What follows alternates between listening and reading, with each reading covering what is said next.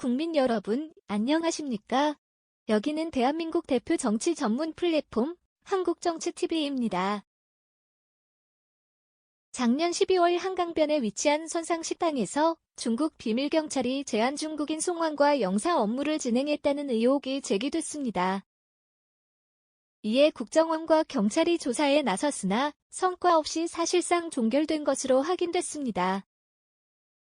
이렇게 된 이유는 형법상 간첩죄의 사각지대 때문이었습니다. 이에 대해 여야는 이를 보완한 간첩죄 개정안을 발의했지만 법원 행정처의 반대로 현재 계류 중인 것으로 나타났습니다. 8월 3일 방첩당국에 따르면 지난 1월부터 진행된 중국 비밀경찰 조사는 사실상 소득 없이 종결 처리됐습니다. 구체적으로 보면 식품위생법 위반 등 우회 수사만 진행됐고 이 식당 관계자들이 제한중국인 정보를 다룬 의혹과 이들을 감시, 송환한 행위는 수사하지 못했습니다. 현행 형법상 간첩죄는 6.25 직후 만들어져 적국을 위한 행위만 처벌토록 제정돼 있기 때문입니다.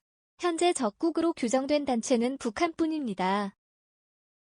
이에 이상원 민주당 의원과 조수진 국민의힘 의원이 간첩죄의 사각지대를 보완할 형법상 간첩죄 개정안을 지난 1월과 6월 각각 대표 발의했습니다. 개정안에는 간첩의 개념이 적국을 위해 군사기밀을 누설하는 행위에서 외국 또는 외국인의 단체를 위해 국가기밀을 탐지, 수집, 누설, 전달, 중개하는 행위로 명확하게 확대 제정이 됐습니다. 이 개정안은 즉각 국회 법제사법위원회 소위원회에 회부됐습니다. 법사위 고유 법안인 형법은 소위 의결만 이뤄지면 본회의장으로 직행할 수 있습니다. 하지만 3월과 6월 두 차례에 걸친 소위에서도 의결은 이뤄지지 않았습니다. 원인은 법원 행정처의 반대 때문이었습니다. 국회는 법 제정, 개정 시 행정부와 사법부의 의견을 수렴합니다. 그런데 사법부 대리 법원 행정처가 반대 의견을 낸 것입니다. 법원 행정처의 반대 이유는 군사기밀보호법 등 현행법으로도 기밀 유출범을 처리할 수 있다. 군사기밀보호법 형량이 간첩죄 개정안보다 낮아 법체계 검토가 필요하다는 것입니다. 이런 법원 행정처의 거듭된 반대로 간첩죄 개정안은 지난달 소위 때는 아예 상정되지도 못했습니다. 이에 홍익표 민주당 의원은 법원 행정처의 동의와 법사위 차원의 빠른 의결을 촉구하고 나섰습니다. 홍익표 의원은 군사기밀보호법과 형법상 간첩죄의 차이는 크다. 간첩 행위를 탐문하는 기관조차 다르다고 말했습니다.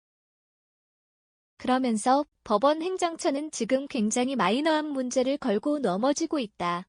개정안이 통과되면 간첩죄가 남발될 수 있다는 생각을 하고 있는 것 같다고 말했습니다.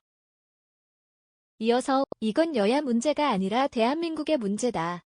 서둘러 개정안을 통과시켜야 할 것이라고 덧붙였습니다.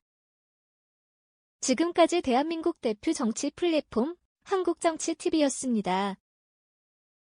한국정치TV는 국내 최초로 탄생한 중립적, 객관적, 과학적, 불편부당한 독립 정치 미디어입니다.